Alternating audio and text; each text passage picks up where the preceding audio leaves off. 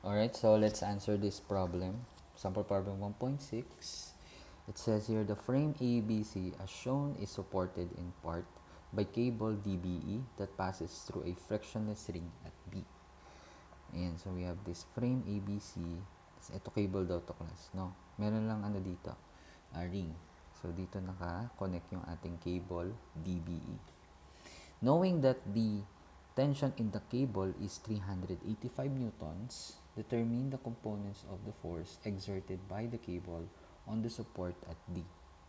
Oh, parang ganito class. Sulat natin ito no, para sa given.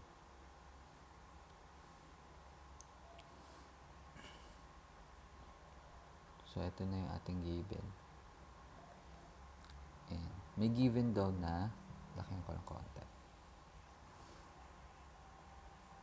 Tension exerted at support D. So, dahil tension yan class, lagi ang away no, from a point or an object. So, medyo lakihan ko lang. So, ito yung aking force F na equal sa, sabi doon, 385 newtons. So, 385 newtons daw yan. Okay? Medyo i-ano ko siya. Okay. So, 385 newtons yung tension. So, ang tanong class, no, what is the corresponding components ng force F na yan? Okay? So, ano pang ibang given? Wala na, no? Ang given na lang siguro dito as per figure, yung mga distances ng bawat points. Okay? So, pero ang hinahanap natin dyan is, in terms of f sub y, if ano natin siya class, no? I-project natin siya sa y-axis.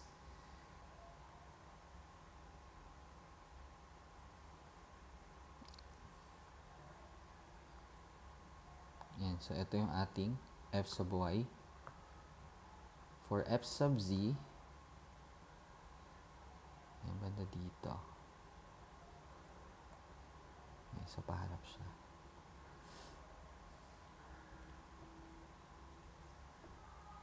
Gawin natin. Okay. And then for x, para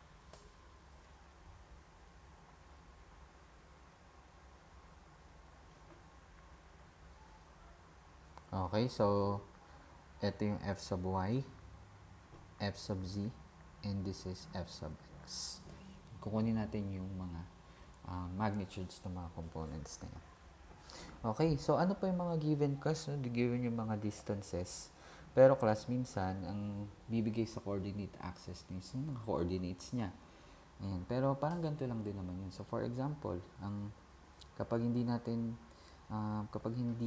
distance yung binigay, so for example, at point B, ang coordinates niyan, no? Diba, ang coordinates ay x, y, z. Diba? Okay, so for point B, ang coordinate ng point B ay sa x, ito along x, yan ay 480. So, lalagay dito ay 480. For y naman, since di naman siya, kumbaga, nasa exit plane pa rin siya, so 0. And then for z-axis, ayun, 600. So, kapag binigay yung coordinates, no, hindi ito yung binigay, so ito din yun. Okay? So, at point E, for example, at point E, bibigay yung coordinates ng point E. And so, dito, as per figure, yung x niya ay 210. Ito. Yung layo niya nun sa sa y. So, ito kasi yung 0 ng x, diba? So, ayan. 210. And then, sa y, ayun. So, mayroon na siya. 400 mm. And then, kasi along y, ito naman yung distance niya sa y. Sa z naman, since nasa xy plane yan, so that is 0. Okay? So, minsan ganun yung ibibigay kaya sa coordinates. So, paano yung solution natin dito? So, and then, lagay muna natin yung required class. So, the required is ano daw yung x component, yung y component, and yung z component nung 385 Newton force. Okay, sige. So, since ang binigay sa ating class dun sa problem ay mga distances, no, yung unang equation yung ating gagamitin or mga unang formula. So, yung kailangan natin class is yung x, y, z component ng distance. Okay, so paano yun? Diba, for example, kukunin mo yung x component ng distance. No? Ito kasi kuha muna tayo ng 2 points dun sa line of action nung force. Okay, so ito na yung isa. Ito na yung isa. Ito yung mga known points doon sa ating line of action. Okay, so ito yung distance na d. Okay, so ilan yung distance na d? Mamaya iano natin, kukunin natin. Pero yung x component niya, nag-indicate na, no? So yung x component niyan from this point papunta doon is itong 480 mm x distance. In terms of y distance naman, from point D to B is 510. And yung sa Z naman, class, no, sa Z, so from point D to B, yung z-axis niya, kapag ipoproject kasi natin yan, ito yon, no? So, kumbaga, 600 minus itong 280. So, ito yung distance na yun. Yun yung z distance. Okay? Ayan. So, kunin natin yung x, y, z. Mas madali siguro kapag coordinates kasi magma-minus ka lang. Mag-minus ka dito, 480. And then sa d, so for example, meron tayong given yung coordinates dito. Ano ba yung corresponding coordinate niya if ever? So 0, and then sa y, we have 510. And then sa z, so ilan siya? Point D. From z, siya ay 280. Okay, so 280. Okay, so para malaman natin yung x, yan. So pag minus natin to 480 minus 0, edi 480 na. Ito ngayon. Diba? So 0 minus 510 para sa y naman. So negative 510. And then 600 minus 280. Yun yung ating z distance. Okay? So, yan. So, dapat alam mo din kung nasan yung initial tsaka final point. So, titingin ka dito sa arrow ng iyong force. So, saan yung tail? Nandun yung initial. So, kung saan papunta yung yung sa arrowhead direction, yun yung final. Okay, so dito manggagaling yung yung unang term, tapos minus dito sa mga to. Okay? So, eto, nalalagay ko na siya. Since, kinonvert na natin siya ito coordinates. So, gamitin na natin yun. So, 480 minus 0. And then, dito class ay 0 minus 510.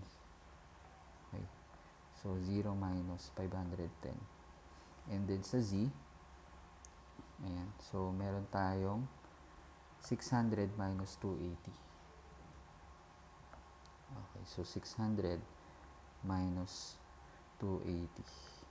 Okay, so this is 480, negative 510, and for z, that is, pitin na natin para sure, 600 minus 280, and that is 320. Okay, so naka-mm ata to. Anyway, ano yan. So, to find d, di ba yan ay square root of x squared plus y squared plus z squared. Ayan. So, gamitin natin yung class, no? So, square root of 480 square plus, hindi ko nalagay negative para sa magiging positive naman after, plus 320.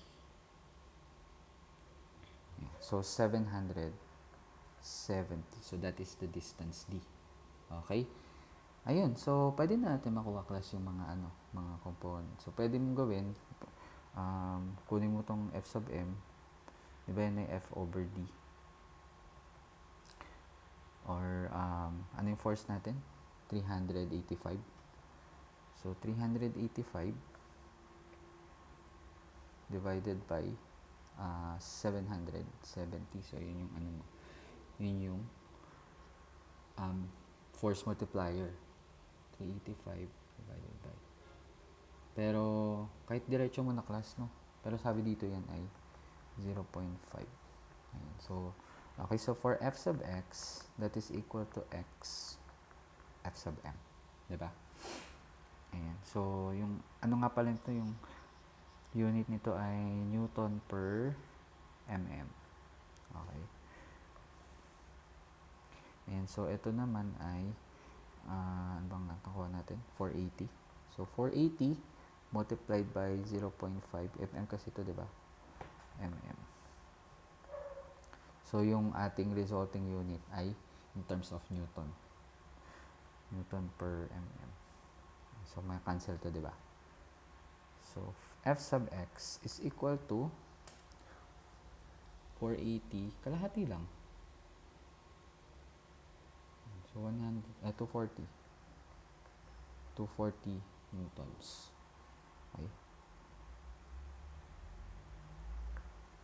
And then for f sub y, that is equal to y f sub m. And yan ay negative 510 mm, diba? Negative 510 mm. And 0.5 Newton per mm.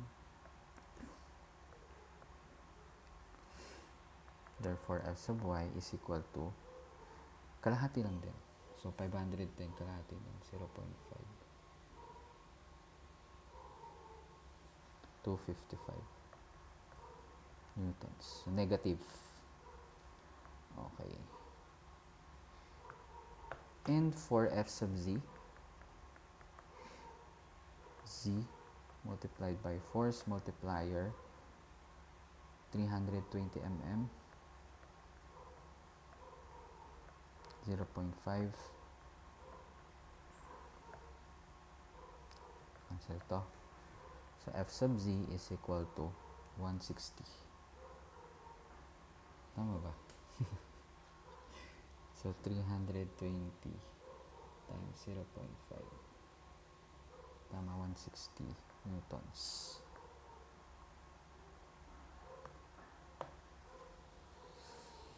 Okay, so ito na agad class, diba? Sobrang basic lang yan.